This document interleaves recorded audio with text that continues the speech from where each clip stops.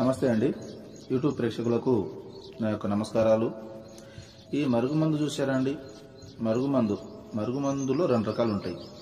మనకు ఒకటి వచ్చేసి తినే తాగే దాంట్లో పెట్టేది, అంటే అది కడుపుకు పెట్టేదన్నమాట.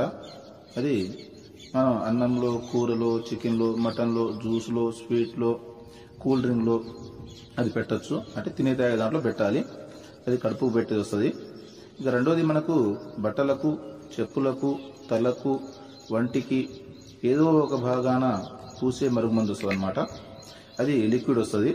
అది పవర్ఫుల్ లిక్విడ్ అనమాట. అది కొద్దిగా అంటించినా ఇక మనం చెప్పినట్టే వింటారు, మన చెప్పు చేతలో ఉంటారు. అంటే వాళ్ళకు మనం చెప్పింది ఏదమవుతుంది అనమాట. దీంతో పాటు వశీకరణ పూజ కూడా చేస్తానండి. చాలా సంవత్సరాల నుంచి చెడిపోయిన భార్యాభర్తలు కానీ, ప్రేమికులు కానీ, పిల్లలు కానీ, ఎవరైనా కానీ చాలా సంవత్సరాల నుంచి చెడిపోయిన వాళ్ళని పీర్ల ద్వారా, వాళ్ళ ఫోటోల ద్వారా నేను వశీకరణ పూజ చేస్తాను. వశీకరణ పూజ చేసి వాళ్ళని దగ్గర చేస్తాను. నాకు చాలా మంది చెప్పారు, గురుగారు వాళ్ళ కాడ వీళ్ళ కాడ తీసుకుని